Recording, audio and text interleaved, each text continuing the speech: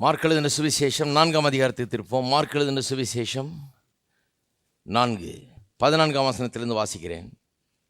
விதைக்கிறவன் வசனத்தை விதைக்கிறான். வசனத்தை கேட்டவுடனே சாத்தான் வந்து அவர்கள் இருதயங்களில் விதைக்கப்பட்ட வசனத்தை எடுத்து போடுகிறான்.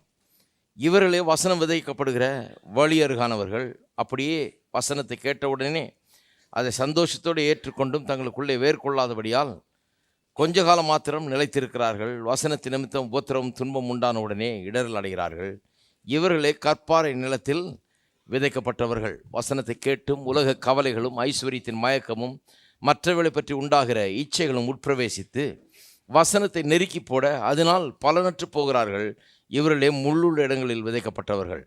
வசனத்தை கேட்டு ஏற்றுக்கொண்டு 1 30, 1 60, 1 100 பலன் கொடுக்கிறார்கள். இவர்களே நல்ல நிலத்தில் விதைக்கப்பட்டவர்கள் என்றார்.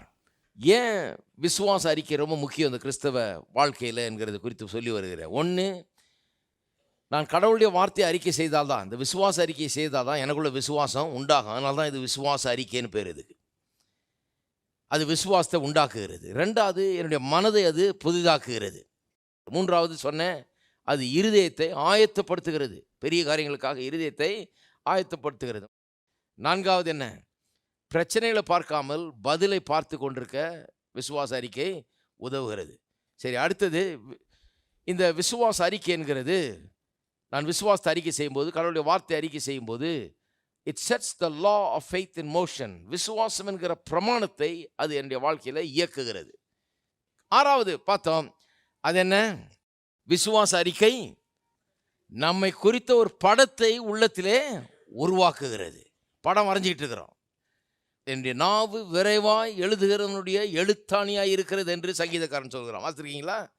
My tongue is the pen of a ready writer அப்படின்றான். அப்படின்னா இந்த பெண்ணை வச்சு, நாக்குங்கிற பெண்ணை வச்சு நான் வரைஞ்சிக்கிட்டே இருக்கிறேன். நிறைய பேருக்கு அது தெரியல. அதுக்கு தான் என்னென்னமோ வரைஞ்சிட்டு இருக்கிறாங்க. தப்பான படத்தை உள்ளே வரைஞ்சாச்சு. நான் ஒன்றும் இல்லைங்க, அந்த படம் வரையுது அப்படியே உள்ளே உண்டாகுது.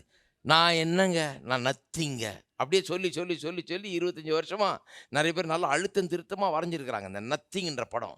நான் ஒன்றும் இல்லை, நான் குப்பை, நான் தூசி, நான் புழு, நான் பூச்சி அப்படிங்கிற படத்தை உள்ளே நல்லா பதிச்சு வச்சுருக்கிறாங்க பாருங்கள்.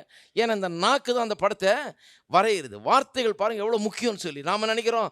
நாக்கை வச்சு ஏதாவது பேசினா, நான் சும்மா ஒரு பேச்சுக்கு சொன்ன பிரதர் அப்படின்ற, பேச்சுக்கெல்லாம் சொல்லக்கூடாது, படம் வரைஞ்சிடுது உள்ள. செக் புக்கில் கிரிக்கிட்டு சும்மா லேசாக அப்படி கிறுக்குனாங்க, பரவாயில்ல கொடுங்க காசு, என்ன கொடுப்பாங்களா? கொடுக்க மாட்டாங்க. பேங்க்கில் இன்னொரு கையெழுத்த போடுன்னுப்பாங்க. எனக்கு இருக்கலாம் கூடாது இல்லை, இல்லைங்க, சும்மா அது ஓரத்தில் தானே போட்டிருக்கேன், ஒன்றும் கிடையாது. அது இது லேசாக ஒரு இழு தானே இழுத்துருக்கேன்னா அதெல்லாம் நடக்காது. அது வேறு கையெழுத்து போட்டு தான் ஆகணும். ஏன்னு சொன்னால் ஒரு லா அப்படி வச்சுருக்கிறாங்க இல்லையா? அப்போ இந்த நாவை கர்த்தர் அப்படி உண்டாக்கிட்டார். விரைவாய் எழுதுகிறவனுடைய எழுத்தாணி. விரைவாய் எல்லாம் சொல்லுங்க, விரைவாய். விரைவான்னு சொன்னால் ரொம்ப சீக்கிரம் எழுதிடுது. அது கடகடன்னு. அதனால தான் பாருங்கள், இது இதில் அட்வான்டேஜும் இருக்குது, டிஸ்அட்வான்டேஜ் இருக்குது, நல்லதும் இருக்குது, கெட்டதும் இருக்குது. கெட்டது என்னன்னா, தப்பி தவறி ஏதாவது சும்மா பேசிக்கிட்டு இருந்தோம்னா, சும்மா நான் பேச்சுக்கு சொன்னேன் பிரதர், அது ஒன்றும் இல்லை, நான் ஐ டிடன்ட் மீன் இட்டு, நான் உண்மையாகவே அப்படி சொல்லலை, பட் இருந்தாலும் வாயில் அப்படி வருது, என்ன பண்ணுறது, எங்கள் ஊரில் அப்படி தான் நாங்கள் பேசுவோம் இப்படின்னு பேசி கெட்ட படத்தெல்லாம் உள்ள வரைஞ்சி வச்சிடறோம். ஆனால் இதே கிறிஸ்தவ ஜீவியத்துக்கு வந்த பிறகு, நாவை பற்றி அறிந்து கொண்ட பிறகு, நல்ல காரியங்களை பேச ஆரம்பிக்கும் போது என்ன ஆகுதுன்னா, இதே ஒரு அட்வான்டேஜ் ஆகிடுது. ரொம்ப குயிக்காக நீங்கள் ஆரம்பிச்சிங்கன்னா கடகட சில மாதங்களில், சில வாரங்களில், சில மாதங்களில், சில வருஷங்கள்லேயே பெரிய மாற்றத்தை நீங்கள் காணலாம். ஏனென்றால் இது விரைவாக எழுதுகிற ஒரு இது, கம்ப்யூட்டர் வேகத்தில் போகிறது. இது கடகடன்னு உள்ள படங்கள் உண்டாகிறது. எத்தனை பேர் இருக்கிறீங்க? ஆகவே வாழ்க்கையில் தாழ்விடங்களில் இருந்தீங்கன்னா, ஒரு கெட்டு போய் அல்லது பிரச்சனையில் மாட்டி சிக்கி நிலகுலைஞ்சு போய் இருக்கிறதெல்லாம் இழந்து அப்படிலாம் இருக்கிறவங்களுக்கு நான் சொல்லுகிறேன், ஒரு புதிய படத்தை உண்டாக்கலாம், வாழ்க்கையை சீக்கிரமாக மாற்றலாம். ஏனென்றால் இந்த நாக்கு விரைவாக எழுதுகிறவனுடைய எழுத்தாணி. கடகடன்னு வரைய ஆரம்பிக்கலாம். கடகடன்னு வேற ஒரு பிக்சரை உள்ளத்தில் உண்டாக்க ஆரம்பிக்கலாம். அந்த பிக்சர் ரொம்ப இம்பார்ட்டண்ட். அதை குறித்து தான் போயிட்டு வர்றேன் இப்போ இல்லையா?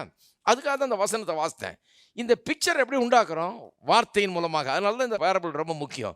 பல நேரங்களில் இந்த பேரபிளை நான் காமிச்சிருக்கேன். இது ரொம்ப கீ பேரபிள். அதாவது இது கிறிஸ்தவ ஜீவியத்துக்கு ஒரு திறவுகோல் மாதிரி. இந்த பேரபிள், இந்த ஓமையை புரிஞ்சுக்கிட்டா எல்லாத்தையுமே புரிஞ்சுக்கலாம்னு இயேசு சொன்னார்.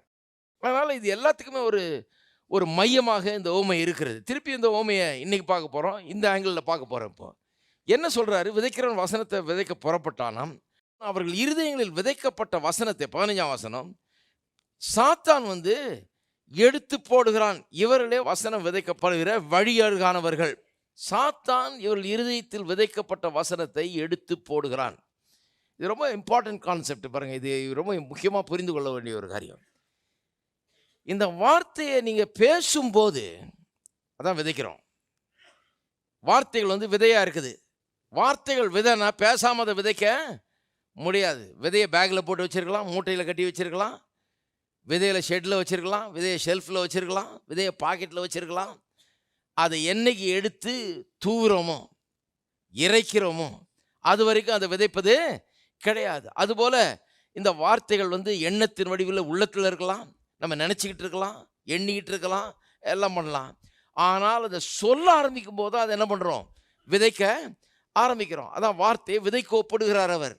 அப்போ கடவுளுடைய வார்த்தையை நீங்கள் அறிக்கை செய்யும்போது ஒரு சாதாரண காரியம் இல்லை. இது என்னமோ மந்திரம் சொல்கிற மாதிரி என்னமோ நினச்சிக்கூடாது. நீங்கள் என்னங்க இது திருப்பி திருப்பி இதை சொல்கிறீங்க, நான் சுகமானேன்னு சொல்கிறீங்க, என் தேவைகளெல்லாம் அவர் சந்திப்பான்னு சொல்கிறீங்க. அது வசனம் அப்படி சொல்லுது, அது சொல்கிறோம். ஏன்னா இந்த காரியங்களை குறித்த விசுவாசம் உள்ளத்தில் எப்படி உண்டாகும்? அந்த காரியங்கள் விதையாக விதைக்கப்பட வேண்டும். அந்த வார்த்தைகள் என்ன பண்ணணும்? நம்ம இருதயத்தில் விதையாக விதைக்கப்பட வேணும். இதை விதைக்கப்படும் போது என்ன ஆகிடுது? உள்ளத்தில் ஒரு படம் உண்டாயிடுது. என்ன படம் உண்டாயிடுது? நான் சுகமானேன், அவருடைய தழும்புகளால் நான் சுகமானேன் என்கிற வசனத்தை நான் சொல்ல உள்ளத்தில் என்ன படம் உண்டாகுது? சுகமானவனுடைய படம் உண்டாகுது. அப்படியே வர வர நோயாகி, அப்படியே படுத்த படுக்கையாகி, அப்படியே செத்து போகிற மாதிரி ஒரு படம் உண்டாகல. ஹலோ, சிலர் அப்படி உண்டாக்கிட்டு இருக்கிறாங்க. இருக்கிறேன் பிரதர், தெரியல, இன்னும் கொஞ்சம் காலம்தான்றாங்க, எவ்வளோ நாளும் தெரியல, அப்படியே போயிட்டு போக போக பார்த்தீங்கன்னா அப்படியே கீழே போயிட்டே இருக்கும். அப்படி படத்தை உண்டாக்கக்கூடாது. நான் சுகமானேன், நான் சுகமானேன். நோயாக இருக்கலாம், ஆனால் வாயை திறந்து அவருடைய தழும்புகளால் நான் குணமானேன் என்று சொல்ல அந்த குணமானவன் எப்படி இருப்பான்? அப்படிப்பட்ட ஒரு படம் உண்டாயிடும். படுத்த படுக்கையாக இருந்தால் கூட எழுந்து நடக்கிறது போல ஒரு மூவி உள்ளே ஓட ஆரம்பிச்சிடும், ஒரு படம் உள்ளே உண்டாயிடும். இருதயத்தில் எழுந்து நடக்கிறது போல, ஆரோக்கியமாக வாழுகிறது போல, நீடிய காலம் வாழுகிறது போல, கடவுளுடைய சித்தத்தை இந்த பூமியில் நிறைவேற்றுகிறது போல ஒரு படம் உள்ள உண்டாக ஆரம்பிக்கிறது. அவர் ரெண்டு தேவைகளெல்லாம் தன்னுடைய மகிமையின் ஐஸ்வர்யத்தின்படி சந்திப்பார்னு பிலிப்பியர் 4:19 சொல்லுது இல்லையா? அதை நான் சொல்லும்போது என்ன ஆகிறது? எனக்குள்ள ஒரு படம் உண்டாயிடுது. என்ன படம்? தேவைகளெல்லாம் சந்திக்கப்பட்டு குறைவில்லாத எந்த தேவையும் அற்ற நான் தாழ்ச்சி அடையேன் என்று சொல்லியிருக்குதே, அப்படிப்பட்ட ஒரு மனுஷனாக என்னை நான் காண ஆரம்பித்து விடுகிறேன். அதனால தான் இது ரொம்ப லேசான காரியம் கிடையாது. இதை உண்டாக்குறது ரொம்ப அவசியம். இந்த படத்தை உண்டாக்குறது எவ்வளோ அவசியம் பாருங்க. நம்ம கண்டதையும் பேசிகிட்டு இருக்கிறது சரி கிடையாது. இந்த படத்தை, நான் சுகமானேன்ற படத்தை, என்னுடைய தேவையெல்லாம் சந்திக்கப்பட்டிருக்கிறது என்ற படத்தை, அப்புறம் நான் முற்றும் ஜெயங்கொள்ளுகிறவன்ற படத்தை, இதெல்லாம் வசனம் இருக்குது இல்லையா? நான் முற்றும் ஜெயங்கொள்ளுகிறவர்களாக இருக்கிறோம்னு இருக்குது. அப்போ அந்த வசனம் எதுக்கு இருக்குது? என்னை பலப்படுத்துகிற கிறிஸ்துவனால எல்லாவற்றையும் செய்ய எனக்கு பலன். யாரும் அதை சொல்கிறது கிடையாது பாருங்க. நானும் இதில் தான் பிறந்து வளர்ந்துருக்கிறேன், இதிலேயே தான் ஊர்னவன், நான் ஊறுகாய் போட்டு. ஆனால் இதெல்லாம் சொல்லணும்னு யாரும் சொல்லித்தரல பாருங்க. எத்தனை வருஷமாக நான் இருந்திருக்கேன், சொல்லி தந்திருக்கலாம். சொல்லணும்னு சொல்லித்தரல, மனப்பாடம் பண்ணி சொல்லி தந்தாங்க, படிக்க சொன்னாங்க. ஆனால் இதை எந்நேரமும் நான் சொல்லணும்னு சொல்லலை. நாங்கள் என்ன சொன்னோம்? ஏதாவது பிரச்சனைனா அந்த பிரச்சனையை சொல்லிட்டு இருந்தோம், அவ்வளோதான். ஏதாவது கஷ்டம்னா அந்த கஷ்டத்தை சொல்லிட்டு இருந்தோம். அந்த பிரச்சனை கஷ்டத்தின் மத்தியில் என்னை பலப்படுத்துகிற கிறிஸ்துவனாலே எல்லாவற்றையும் செய்ய எனக்கு பலன் உண்டு என்றதை சொல்லித்தரல. அது உண்டுன்னு சொல்கிறது ரொம்ப அவசியம். எனக்கு பலன் உண்டு, எல்லாவற்றையும் செய்ய எனக்கு பலன் உண்டுன்னு சொல்ல எல்லாவற்றையும் செய்ய பலன் உள்ளவனாக என்னை நான் காண ஆரம்பித்து விடுகிறேன். எத்தனை பேர் அப்படி உங்களை பார்க்க ஆரம்பிக்கிறீங்க? ரொம்ப இம்பார்ட்டன்ட். உங்களுடைய வெற்றி வாழ்க்கைக்கு, உங்களுடைய வாழ்க்கை நன்றாக இருக்க வேண்டும் என்று சொன்னால், கடவுள் பாருங்கள் மனுஷனை எப்படி உண்டாக்கி, காரில் பெட்ரோல் போட்டால் தான் ஓடுன்னு கார்காரன் சொல்கிறான். அப்புறம் நான் போட மாட்டேன்னு நின்னீங்கன்னா அப்படி நின்றுட்டே இருக்க வேண்டியதுதான். பரவாயில்லைங்க, அப்புறம் பார்த்துக்கலாங்க. அவன் சொல்லுவான், நான் அதெல்லாம் போட்டதெல்லாம் கிடையாது, நான் ஏன் இப்போ போடணும்? போட்டது கிடையாதுன்னா இதுக்கு தான் பண்ணியிருக்காங்க. காரு பெட்ரோல் போட்டால் தான் ஓடும். எங்கேயாவது போகணுன்னா போடணும். வாழ்க்கையில் எங்கேயாவது போகணுமா, உயர போகணுமா, மேலே போகணுமா, நல்லா உயர்ந்திருக்கணுமா, வாழ்ந்திருக்கணுமா, வெற்றி பெற வேண்டுமா, அப்போ இப்படி தான் அது பெற முடியும்னு கர்த்தர் சொல்லி வச்சிருக்கிறாரு. ஆகவே இதை ஏற்று இது, அதனால தான் இதை கற்றுக்கொள்றதுக்காக இங்கே வர்றோம் பாருங்கள். அதனால தான் இதை போதிச்சு கொண்டிருக்கிறோம். கர்த்தர் சொல்கிறார் இப்படி தான் முடியும். எல்லாவற்றையும் செய்ய எனக்கு பலன் உண்டு அப்படிங்கிற ஒரு மென்டாலிட்டி வேணும், அப்படி ஒரு அவுட்லுக் வேணும், அப்படிப்பட்ட ஒரு எண்ணம் வேணும். அப்படிப்பட்ட ஒரு எண்ணம் தானாகவே ஆகாது, உருவாகாது, வாய்ப்பு இல்லை. வீட்டில் உட்காந்துக்கிட்டு பிரச்சனையே பேசிகிட்டு இருந்தா உருவாகாது. வீட்டில் உட்காந்துட்டு மிளகாயை அரைச்சிக்கிட்டு வெறும் முறுமுறுத்துக்கிட்டு இருக்கிற பிரச்சனையெல்லாம் சொல்லி தீர்த்துக்கிட்டு ஃபோன் எடுத்தால் ஒரே பிரச்சனையை பேசுறது, ஆள் வந்தால் ஒரே பிரச்சனையை பேசுறது, எந்நேரமும் பிரச்சனையை பேசுறதுனால என்ன ஆகாது? என்னால் எல்லாவற்றையும் செய்ய பலன் உண்டு என்கிற படம் உண்டாகாது. நிறைய பேர் என்ன பேசிகிட்டு இருக்காங்க, இப்படியே போயிட்டு இருந்தால் எங்கே போகும்னு தெரியல, என்ன ஆகும்னு தெரியல, இந்த மனுஷன் இப்படி இருக்கிறாரு, இந்த வீடு என்ன ஆகுறது, எப்படி ஆகுறது, எங்கள் எதிர்காலம் என்ன ஆகுறது, இப்படியா என்ன ஆகுறது என்ன ஆகுறது என்ன ஆகுறது, அப்படி என்ன ஆகுறதுன்ற படம் உள்ளே வந்துடும். என்ன படம்? என்ன ஆகுறதுன்ற நிறைய புத்தகங்களை நான் பார்த்துருக்கேன். என்ன ஆகுறது கிறிஸ்டியன்ஸ், அவங்க என்ன ஆகுறது பிரதர், என்ன ஆகுறது பிரதர் அப்படின்னு சொல்லி சொல்லி சொல்லி என்ன ஆகுறது கிறிஸ்தவர்கள் ஆயிட்டாங்க. என்ன ஆகும்னு தெரியல அவங்களுக்கு. என்னை பலப்படுத்துகிற கிறிஸ்தவரால் எல்லாவற்றையும் செய்ய எனக்கு பலன் உண்டு என்கிற கிறிஸ்தவர்கள் எத்தனை பேர் பார்த்துருக்கிறீங்க? இங்கே சபைக்கு வந்து இங்கே உட்காந்து வசனம் கேட்குற ஒவ்வொருவரும் அப்படி இருக்கணும். அந்த விதமான ஒரு அவுட்லுக், ஒரு மென்டாலிட்டி இருக்கணும். அது சும்மா வந்துடாது பாருங்க. அது இந்த வார்த்தையை சொல்ல சொல்ல தான் வரும். சும்மா நீங்கள் வந்து இங்கே வந்து கேட்டுட்டு போனால் பார்த்தாது. இங்கே கேட்குறது அவசியம். ஏன்னா இங்கே என்ன சொல்லித்தரோம், இதை சொல்லுங்கன்னு சொல்லித்தரோம். அதுக்கு தான் இங்கே வர்றது அவசியம் இல்லையா? இல்லைன்னா உங்களுக்கு தெரியாதே. சொல்லுங்கன்னு சொல்லித்தரோம். அதுக்கப்புறம் எடுத்து நீங்கள் சொன்னால் தான் அந்த பிக்சர் உள்ளத்தில் உண்டாகும். பிக்சர் உள்ளத்தில் உண்டான பிறகு தான் பிரிண்ட் அவுட் எடுக்க முடியுங்க. இல்லைன்னா வேற என்னத்த காலி பேப்பர் தான் எடுக்கணும் பிரிண்ட் அவுட்டை. பிக்சரை உள்ள உண்டாக்குன பிறகு தான் அதை பிரிண்ட் அவுட் வாழ்க்கையில் நிஜமாக அது உண்டாக முடியும். அப்போ பிசாசு பார்க்குறான் பாருங்க, அவனுக்கு தெரியுது. அவன் வந்து நிறைய நேரத்தில் பிசாசு பெரிய பொய்யம் பாருங்க அவன். ஆனால் அவனுக்கு தெரியாமல் சில உண்மையை சொல்லிடுறான், வெளிப்படுத்திடுறான். வசனம் விதைக்கப்பட்ட உடனே வந்து அதை எடுத்து போட வருகிறானாம். ஏன்? அதை பார்த்தே கற்றுக்கலாம். ஏன் இந்த பிசாசானவன் வசனம் எங்கே விதைக்கப்படுறதுன்னு பார்த்துட்டு அதை எடுத்து போடுறதுக்கு வர்றானா? எதுக்கு எடுத்து போட வர்றான்? ஏன்னா அவனுக்கு தெரியும், இவன் வாழ்க்கையில் வேற, இவன் கோயிலுக்கு போய்கிட்டும், இவன் கை தட்டிக்கிட்டும், இவன் மேலேயும் கீழையும் குதிச்சுக்கிட்டும், என்ன வேணா பண்ணிக்கிட்டும், முழுக்க ஜபம் பண்ணிக்கிட்டோம், இல்லை உபவாசம் இருந்துக்கிட்டோம், என்னமா பண்ண. ஆனால் இந்த வார்த்தை மட்டும் உள்ளே போயிடுச்சுன்னா இவனை அவ்வளோதான், நம்ம போச்சு, நம்மளே ஒன்றும் இல்லாமல் ஆகிடுவான் அப்படின்னு தெரியும். வார்த்தை உள்ள விதைக்கப்படுகிற கிறிஸ்தவன், எந்த கிறிஸ்தவனுடைய இருதயத்தில் தேவனுடைய வார்த்தை விதைக்கப்படுகிறதோ அவனை நம்ம ஒன்றும் பண்ண முடியாதுன்னு தெரியும் அவனுக்கு. அவன் நம்மளை ஏதாவது பண்ணிடுவான்னு தெரியும் அவனுக்கு. அதனால தான் விதைக்கப்பட்ட உடனே இந்த வார்த்தை விதைக்கப்பட்ட கிறிஸ்தவர்களை பார்க்குறான். அப்படிப்பட்ட இருதயத்தை பார்த்தா தான் அவனுக்கு பயமாக இருக்குது. உடனே போய் அவன் என்ன பண்ணுறான், அதை எடுத்து விட பார்க்குறான். எப்படி எடுக்க பார்க்குறான்? இங்கே சொல்லியிருக்கு பாருங்க, 16 வசனம். அப்படியே வசனத்தை கேட்ட உடனே அதை சந்தோஷத்தோடு ஏற்றுக்கொண்டும் தங்களுக்குள்ளே வேறு கொள்ளாதபடியால் கொஞ்ச காலம் மாத்திரம் நிலைத்திருக்கிறார்கள். இப்போ கவனிங்க, வசனத்தின் நிமித்தம், எல்லாரும் சொல்லுங்க, வசனத்தின் நிமித்தம் உபத்திரவமும் துன்பமும் உண்டான உடனே இடரல் அடைகிறார்கள். எல்லாம் சொல்லுங்க, உபத்திரவம் துன்பம். ஒருத்தர் சொல்றாரு பாருங்க, இந்த உபத்திரவம் துன்பம் பிரதர், இதை நீங்க பிரசங்கம் பண்றதில்லை. நான் உபத்திரவம் துன்பத்தை பிரசங்கம் பண்ணுமா? எவ்வளோ பேர் வருவீங்க அடுத்த வாரத்தில் உபத்திரவம் துன்பம் பற்றி ஒரு 10 வாரம் பிரசங்கம் பண்ணேன். உபத்திரவம் துன்பத்தை பற்றி பிரசங்கம். ஏன்னா அது நல்லது பிரதர், ஏன்னா அதுதான் நம்மளை விசுவாசத்தில் நல்லா வளர்க்கும் பிரதர். நான் தானே எங்கே இருக்குது பிரதர், பைபிளில் எங்கே இருக்குது அது? உபத்திரவம் துன்பம் வந்து விசுவாசத்தில் நம்ம வளர்க்கணும் எங்கேயாவது சொல்லியிருக்கா? அது வந்து பொறுமையை உண்டாக்கும், அது அனுபவத்தை கொடுக்குது, அதெல்லாம் சொல்லியிருக்குது. ஆனால் விசுவாசத்தை கொடுக்குதுன்னு எங்கேயுமே சொல்லவே இல்லை. பாருங்க, உபத்திரமும் துன்பமும் விசுவாசத்தை கொடுக்குன்னு எங்கே சொல்லலை. நிறைய பேர் வந்து பைபிளில் கிளீனாக சொல்லியிருக்குது எது விசுவாசத்தை கொடுக்குன்னு. விசுவாசம் கேள்வியினால் வரும், கேள்வி தேவனுடைய வசனத்தினால் வரும். ஆனால் அந்த வசனத்தை பார்க்கவும் மாட்டாங்க. எப்படி வரும்னு கரெக்டாக சொல்லியிருக்குது. விசுவாசம் கேள்வியினால் வரும், கேள்வி தேவனுடைய வசனத்தினால் வரும். அவ்வளவு கிளீனாக பிளாக் அண்ட் ஒயிட்டில் சொல்லியிருக்கும்போது அதை பார்க்காம என்ன சொல்லுவாங்க, இவங்க தனி ஃபிலாசபி வச்சுருக்கிறாங்க. அது உபத்திரம் பிரதர், அந்த உபத்திரம் வந்த பிறகு தான் கற்றுக்கிட்டேன் நான். அந்த உபத்திரம் வந்த பிறகு தான் எனக்கு விசுவாசமே வந்தது. உபத்திரம் வந்தப்போ கற்றுருக்கலாம் நீங்கள் ஒருவேளை, ஏன்னா வேறு வழியில் கற்றுக்காதவங்க என்ன பண்ணுறது, அப்படி தான் கற்றுக்கணும் இல்லையா? அப்போ வந்து உபத்திரம் துன்பம் வந்து விசுவாசத்தை கொடுக்குதுங்கிறது அது ஒரு தப்பான ஒரு காரியம், ரொம்ப வஞ்சனையான ஒரு காரியம். பாருங்கள், அப்போ உபத்திரவம் துன்பம் தான் விசுவாசத்தை கொடுக்குதுன்னா, அப்போ ஆண்டவரே இன்னும் கொஞ்சம் உபத்திரவத்தை தாரன்னு ஜெபம் பண்ண வேண்டியது தான். எத்தனை பேர் அப்படி ஜெபம் பண்ணால் உட்காந்து கேட்பீங்க?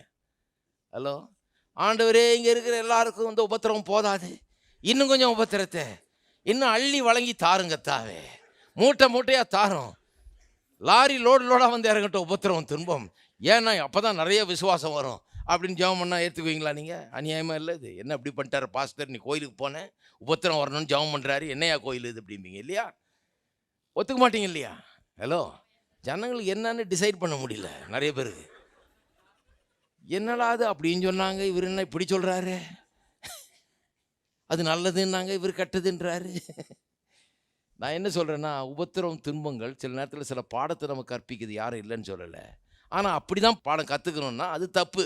அப்படி ஒன்றும் கற்றுக்க வேண்டியது கிடையாது. கர்த்தர் வந்து ஸ்கூல் ஆரம்பித்து அதில் பிசாசியாக டீச்சராக வச்சுருக்கிறாரு. எல்லா பிசாசுகளையும் வந்து 1ஆம் வகுப்புலேருந்து 12ஆம் வகுப்பு வரைக்கும் வாத்தியார்களை போட்டு பள்ளிக்கூடம் நடத்திட்டு இருக்காரா? கற்றுக் கொடு, நல்லா உபத்திரவத்தை கொடுத்துன்னு கிடையாது. இருக்கீங்களா? எப்படி விளங்குது பாருங்க. ஜனங்களுக்கு விளங்குறத பார்த்தே எனக்கு ரொம்ப ஆச்சரியமாக இருக்குது. இயேசு எப்படி போதிச்சிருப்பாருன்னு எண்ணி பார்க்குறேன். சில நேரத்தில் அவர் வாசிக்கும் போது அப்படி தான் தெரியுது எனக்கு, இப்படி தான் போதிப்பார் போல இருக்கு. அப்போ வந்து உபத்திரவம் துன்பம் வந்து அது வந்து விசுவாசத்தை எடுத்து போட வர்றத ஒழிய, அந்த வசனத்தை எடுத்து போடுற மெத்தடை ஒழிய விசுவாசத்தை கொடுக்குற மெத்தடு கிடையாது. ஹலோ, உபத்திரம் வந்து விசுவாசத்தை என்ன பண்ணிடுது? எடுத்து போட்டுருது. எடுத்து போடுறதுக்காக தான் உபத்திரவத்தை துன்பத்தை பிசாசான உபயோகப்படுத்துகிறான். வசனத்து நிமித்தம், அதாவது வசனம் வந்துருச்சு அதனால் உபத்திரம் வந்திருக்குது. வசனம் வந்துருச்சு, இந்த வசனத்தை நம்பி வேறு உண்டிட்டா அப்புறம் வளர்ந்துடும் பெருசா. அப்புறம் பெருசாக வளர்ந்த பிறகு ஒன்றும் பண்ண முடியாது. அதனால் விதைத்த உடனே அது வேறு ஊன்றதுக்குள்ளே, அது பெருசாக வளர்கிறதுக்குள்ளே அதை பிடுங்கி போட்டுடணும், எடுத்து போட்டுறணும்னு சொல்லி பிசாசு வருகிறானா. அவன் வர்றதுல 2 மெத்தட் என்ன? உபத்திரம் துன்பம். அதுக்கப்புறம் 18 வசனத்தை கேட்டும் உலக கவலைகளும் ஐஸ்வர்யத்தின் மயக்கமும் மற்றவர்களை பற்றி உண்டாகிற இச்சைகளும் உட்பிரவேசித்து வசனத்தை நெருக்கி போட அதனால் பலனற்று போகிறார்கள். இன்னும் 3 மெத்தட் சொல்லியிருக்குது. இன்னும் 3 மெத்தட் என்ன? உலக கவலைகள், ஐஸ்வர்யத்தின் மயக்கம், மற்றவர்களை பற்றி உண்டாகிற இச்சை. 5 மெத்தடு: உபத்திரம், துன்பம், உலக கவலை, ஐஸ்வர்யத்தின் மயக்கம், மற்றவர்களை குறித்து உண்டாகிற இச்சை. இந்த 5 காரியங்களை வச்சு பிசாசு என்ன பண்ணுறான்னா, விதைக்கப்பட்ட விதையை எடுத்து போடுறான். நான் சொல்கிறேன், ஏன் எடுக்கிறான் விதையன்னு சொன்னால், அவனுக்கு தெரியும் சொல்லி சொல்லி சொல்லி உள்ள படம் உண்டாயிடுச்சுன்னா பிரிண்ட் அவுட் ஆகிடும் தெரியும் அவனுக்கு. சொல்லி சொல்லி சொல்லி உள்ள பிக்சர் உண்டாயிடுச்சுன்னா அப்புறம் வாழ்க்கை நிஜமாக அப்படியே ஆகிவிடும்னு தெரியும். ஆகவே தான் வசனத்தை உள்ளத்தில் விதைக்கிறவனை பார்த்தா அவனுக்கு ரொம்ப பயம். சொல்லி சொல்லி வசனத்தை உள்ள விதைத்து கொண்டிருக்கிற கிறிஸ்தவனை பார்த்தா அவனுக்கு டேஞ்சராக அவன் நினைக்கிறான். ஏன்னு சொன்னால் அவனை இனிமே இவன் தொட முடியாது, அவனை இவன் ஒன்றும் பண்ண முடியாது. ஏன்னு சொன்னால் உள்ள அந்த படம் வந்துடுச்சுன்னா, சொல்லி சொல்லி சொல்லி உள்ள படம் வரையப்பட்டு விட்டது என்று சொன்னால் அதுக்கப்புறம் என்ன ஆயிடுது? அது வளர்ந்து பெருசா பெரிய மரம் போல ஆகிவிடுகிறது. அதனால தான் பிசாசு என்ன பண்ணுறான்னா உடனே வந்து அதை பிடுங்கி போடுறான். ஏன் வசனத்தை எடுத்து போடுறான்? வசனத்தை எடுத்து போட்டால் அப்புறம் பிக்சர் உண்டாகாது. இப்போ பாருங்கள், வெளியே உட்காந்து பார்த்துக்கிட்டு இருக்கிறாங்க ஸ்க்ரீனில்.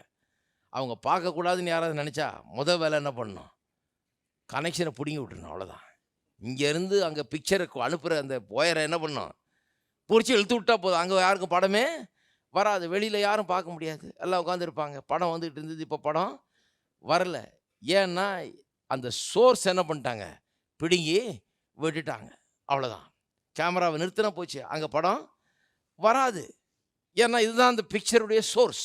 இங்கேருந்து அந்த படம் வருது, இந்த படத்து கேமராவில் தான் உண்டாகுது. அப்போ பிசாசு பார்க்குறான், எங்கேருந்து இந்த படம் வருது, இவங்க உள்ளே எப்படி படம், இந்த வெற்றியின் படம் எங்கேருந்து உண்டாச்சு, எந்த எல்லாவற்றையும் செய்ய எனக்கு பலனுன்றுன்ற பிக்சர் எப்படி இவனுக்கு வந்தது, உள்ள சுகமானன்ற படம் எப்படி வந்தது, என் தேவையெல்லாம் அவருடைய மகிமையின்படி நிறைவாக்குகிறான்ற படம் எப்படி உள்ளே வந்தது இவனுக்கு?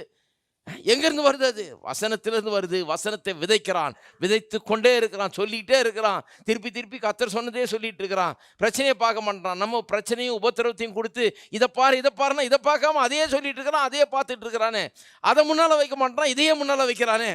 ஹலோ, விளங்குதா? இப்போ உபத்திரவத்தை கொடுத்தா நிறைய உபத்திரவம் தான், உபத்திரவத்தையே பார்ப்பான்னு யோசித்தா இவ்வளோ உபத்திரத்தையும் வச்சுக்கிட்டு வசனத்தை தானே பார்த்துட்டு இருக்கிறான். நிறைய துன்பங்களை கொடுத்தா துன்பத்தை பார்ப்பான்னு பார்த்தா துன்பத்தை பார்க்காம வசனத்தை தானே பார்த்து கொண்டிருக்கிறான். ஆகவே இந்த வார்த்தையை எடுத்து போடணும். கேட்ட வார்த்தைகளை, வசனத்தை எடுத்து போடணும். விதைக்கப்பட்ட இருதயத்தில் விதைக்கப்பட்ட இந்த விதைகளை, வசனம் என்னும் விதையை எடுத்து போடணும்னு வர்றான். அப்போ பாருங்க, உங்களுக்கு துன்பம் வரும்போது அதை அறிந்து வைத்திருக்கணும். அது ஒரு பிசாசினுடைய ஒரு டூல் மாதிரி ஆகிடுது பாருங்க. உடனே பிசாசு வேலை செய்ய ஆரம்பிச்சிடலாம். அதையே பார்த்துட்டு அதையே பேசிட்டு உடனே உங்கள் மாமியாரை கூப்பிட்டு சொல்லு, உடனே உங்கள் அம்மாவை கூப்பிட்டு சொல்லு, உங்கள் அம்மா அப்பாவை கூப்பிட்டு சொல்லு, எல்லாரையும் கூப்பிட்டு சொல்லு, அங்கே போய் முறையீடு, இங்கே போய் சொல்லு, இங்கே போய் அழுகு, நையின்னு போட்டு வீட்டில் போய் அதையே பேசிக்கிட்டே கடை அப்படின்னு பிசாசானவன் பாருங்க அதை யூஸ் பண்ணுறான் பாருங்க. நிறைய Christians more then willing to cooperate, ரொம்ப ஒத்துழைப்பாங்க சாத்தானுக்கு. சாத்தான் லீவில் போயிடுவான் அவன் பாட்டுக்கு. ஏன்னா இங்கே ஆரம்பித்து விட்டுட்டு பிரச்சனையை நல்லா பேசிட்டு கடை போ அப்படின்னு சொல்லிட்டு இங்கே வீட்டில் ஓடிட்டுருக்கோம் ரீலாக படம். அவன் போயிட்டான் வாய்க்கு. அவன் லீவில் இப்போ அதுக்கப்புறம் ஒன்றும் பண்ண வேண்டியது. அப்போ ஆரம்பிச்சாச்சு, அது வேலை ஆரம்பிச்சிருச்சு. வசனத்தை பிடுங்கி விட்டாச்சு. இப்போ முதல்ல என்ன பண்ணாங்க, வசனத்தை சொல்லி தானே படம் வந்தது. இப்போ என்ன பண்ணுறாங்க, பிரச்சனையை சொல்லி பிரச்சனை படம் உண்டாக போகுது. அதுதான் அங்கே இப்போ பிரச்சனையை பேச ஆரம்பிச்சிட்டாங்கல்ல. வசனத்தை சொல்லி விதைச்சிட்டு இருந்த ஆட்கள் இப்போ பிரச்சனையை பேச ஆரம்பிச்சிட்டாங்கல்ல. இப்போ பிரச்சனையை பேசி என்ன உண்டாக போகுது, பிரச்சனையை குறித்த படம் உண்டாக போகிறது. அவ்வளோதான், நம்ம தொலைஞ்சோம், போச்சு, அவ்வளோதான், வேலை போச்சாக்கும், அதுக்கப்புறம் என்ன பண்ண போகிறேன்னு தெரியலையாக்கும், அப்படியாக்கும் இப்படியாக்கும். அப்படிதான் பாருங்க, சிலர்லாம் இந்த தற்கொலை அளவுக்கெல்லாம் போகிறதெல்லாம் எப்படின்னா அவங்க அப்படியே இதாகிடுறாங்க. என்ன பண்ணுறதுன்னு அவங்களுக்கு தெரியல. பேப்பர்லலாம் வருது பார்த்தீங்களா, ஏதோ வேலை போச்சு அது போச்சுன்ன உடனே அங்கே போய் அமெரிக்காவில் உட்காந்துக்கிட்டு வேலை போச்சுன்னு ஆள் சுட்டு கொண்டுக்கிறாங்க தங்களை, இல்லை அடித்து உதைச்சி கொண்டுக்கிறாங்க தங்களை. ஏன்னா அவங்களுக்கு நம்பிக்கை இல்லை. உள்ளத்தில் எந்த விதமான நம்பிக்கைக்கு எதுவாக எந்த விதையும் விதைக்கல. டெய்லி வேலைக்கு போனாங்க, பிஇ எம்பிஏ ஏதோ படிச்சிருக்கிறாங்க, வேலைக்கு போகிறாங்க, நல்லா சம்பாதிக்கிற வரைக்கும் ஓகே. வேலை போன உடனே இந்த பிரச்சனையை எப்படி ஹேண்டில் பண்ணுறது, இதில் எப்படி சமாளித்து மேலே வர்றது, இதில் எப்படி வெற்றி பெறுறதுன்ற அதுக்குரிய காரியம் உள்ள ஒன்றும் சேகரித்து வைக்கல. அதுக்குரிய காரியம் ஒன்றுமே கிடையாது. சம்பாரிச்சாச்சு, வாங்கி சாப்பிட்டாச்சு, கார் வாங்கியாச்சு, வீடு வாங்கியாச்சு, எல்லாம் பண்ணியாச்சு. ஆனால் ஒரு பிரச்சனைன்னு வரும்போது அதை எப்படி சமாளிக்கணுன்றதுக்கான எந்த ஏற்பாடும் கிடையாது. அதுக்கு பெரிய எந்த ஆயத்தமும் கிடையாது. இருதயம் ஆயத்தம் கிடையாது, வாய் ஆயத்தம் கிடையாது, கண் ஆயத்தம் கிடையாது, நாவு ஆயத்தம் கிடையாது, ஒன்றும் ஆயத்தம் கிடையாது.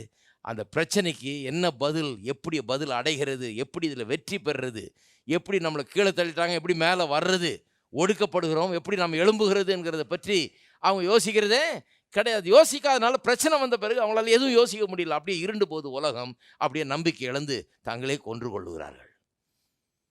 ஆனால் நான் சொல்லுகிறேன், இங்கே இருக்கிற ஒவ்வொரு மக்களும் நம்பிக்கை உள்ளவர்களாக இருக்க வேண்டும். அதனால தான் பாருங்கள், உள்ள என்ன பண்ணணும், வசனத்தை விதைக்கணும்.